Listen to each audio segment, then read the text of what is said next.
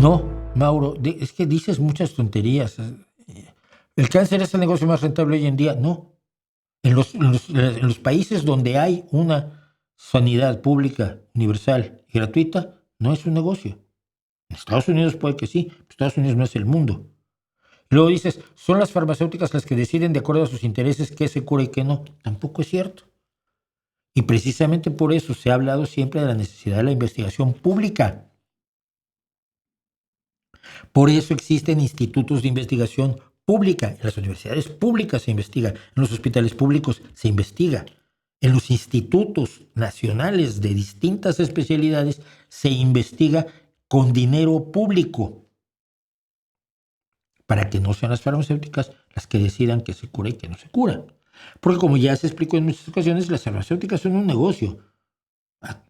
Buscan, se ocupan de las enfermedades que pueden redituarles la inversión que hacen en ellas, porque es carísimo desarrollar un medicamento y dejas de lado literalmente cientos o miles de posibles candidatos a un medicamento hasta que llegas a un medicamento que realmente sirve. Y todo el dinero que gastaste lo tienes que recuperar como empresa privada, como empresa social, como dinero público no necesitas recuperarlo.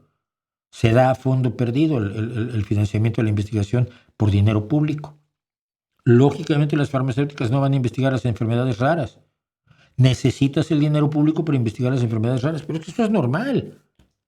Ningún inversionista va a entrar a un negocio para perder dinero. Entonces las investigaciones para enfermedades raras se hacen con acuestaciones públicas donde la gente aporta dinero y con dinero público. Y yo tengo un amigo que ha trabajado en enfermedades raras, un gran bioquímico español que nos ha contado los trabajos que ha hecho con enfermedades raras y con niños que padecen enfermedades raras. Tengo amigos que tienen hijos con enfermedades raras. Pero eso no quiere decir que satanices a la industria farmacéutica.